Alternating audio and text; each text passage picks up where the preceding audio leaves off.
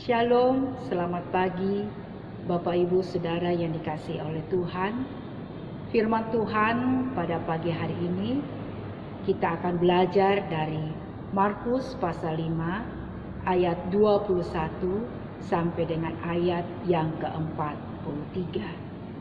Dengan satu pokok renungan, Yesus adalah pertolongan yang sejati. Bapak Ibu Saudara yang saya kasihi di dalam Tuhan, masalah adalah bagian hidup dari setiap umat manusia. Tetapi sebagai orang percaya, masalah itu harus kita hadapi. Karena firman Tuhan menjamin di dalam hidup kita untuk setiap masalah itu. Pemazmur berkata dalam Mazmur 121 dikatakan, pertolonganku adalah dari Tuhan yang menjadikan langit dan bumi. Bapak Ibu, Saudara yang saya kasihi di dalam Tuhan. Dari firman Tuhan ini kita belajar beberapa hal penting yang harus kita perhatikan untuk mendapatkan pertolongan dari Tuhan. Yang pertama kita lihat dari ayat 22 dan 23. Datanglah seorang kepala rumah ibadat yang bernama Yairus. Ketika ia melihat Yesus, tersungkurlah ia di depan kakinya dan memohon dengan sangat kepadanya. Anakku perempuan sedang sakit, hampir mati. Datanglah kiranya dan letakkanlah tanganmu atasnya, supaya ia selamat dan tetap hidup.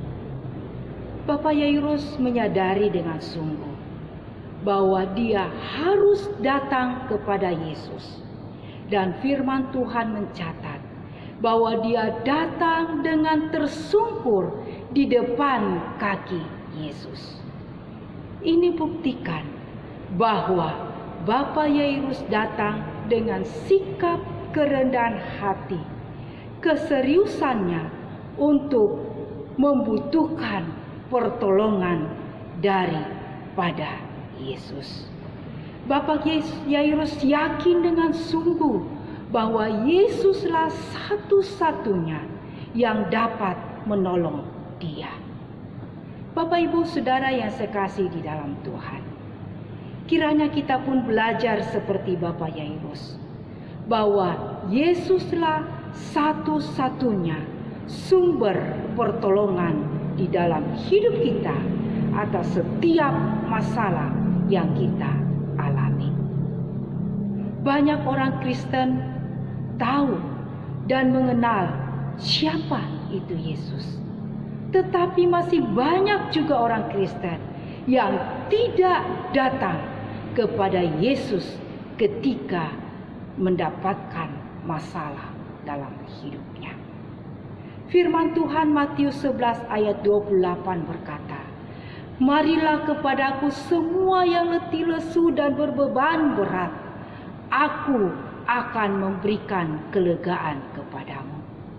Ini suatu jaminan hidup bagi kita, suatu undangan gratis Yesus bagi kita, bahwa Dia akan memberikan kelegaan ketika kita datang menyampaikan setiap masalah dalam hidup kita. Hal yang kedua, ayat 35 dan 36.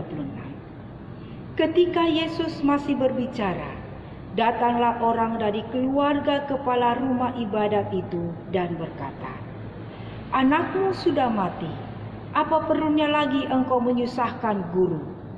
Tetapi Yesus tidak menghiraukan perkataan mereka dan berkata kepada kepala rumah ibadat, jangan takut, percaya saja. Hal yang kedua, tetap percaya kepada Yesus, sekalipun situasi kelihatannya mustahil. Bapak Ibu Saudara yang saya kasihi di dalam Tuhan, ketika orang memberitahu bahwa anaknya sudah mati dan mereka tidak membutuhkan lagi kehadiran Yesus, Tetapi Yesus datang kepada Bapak Yairus.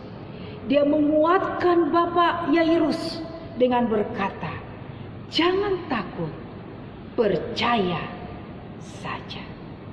Bapak, Ibu, Saudara yang saya kasihi di dalam Tuhan, Yesus tidak peduli dengan tanggapan orang terhadap masalah yang kita hadapi. Yesus mau supaya kita jangan takut dan tetap percaya kepada Dia. Oleh sebab itu, jangan biarkan situasi membuat kita meragukan tentang kuasa Tuhan. Jangan izinkan orang melemahkan iman kita terhadap Tuhan Yesus. Bapak, Ibu, Saudara yang saya kasihi di dalam Tuhan, saat ini kurang lebih 8 bulan kita mengalami dampak daripada COVID-19 itu. Tuhan mengenal dan Tuhan tahu persis setiap masalah, setiap kesulitan-kesulitan hidup yang kita alami akibat daripada dampak COVID-19. Kita mungkin mengalami kesulitan dalam masalah ekonomi.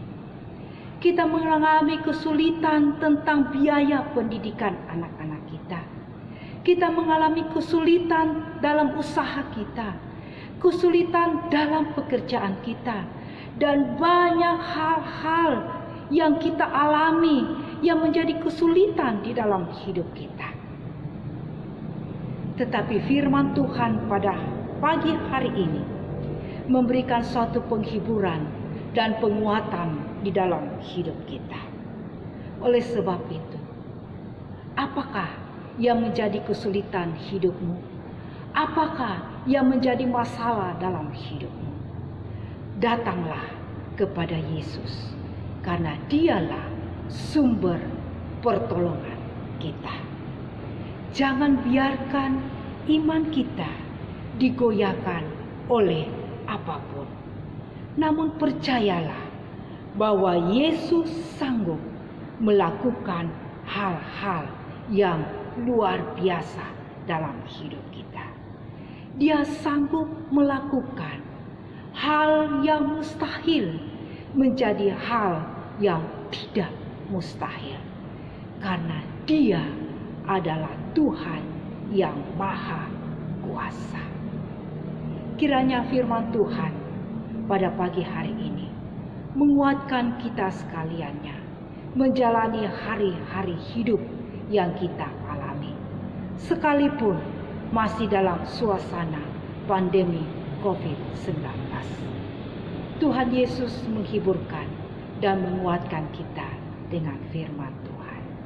Selamat pagi, Tuhan berkati kita. Shalom.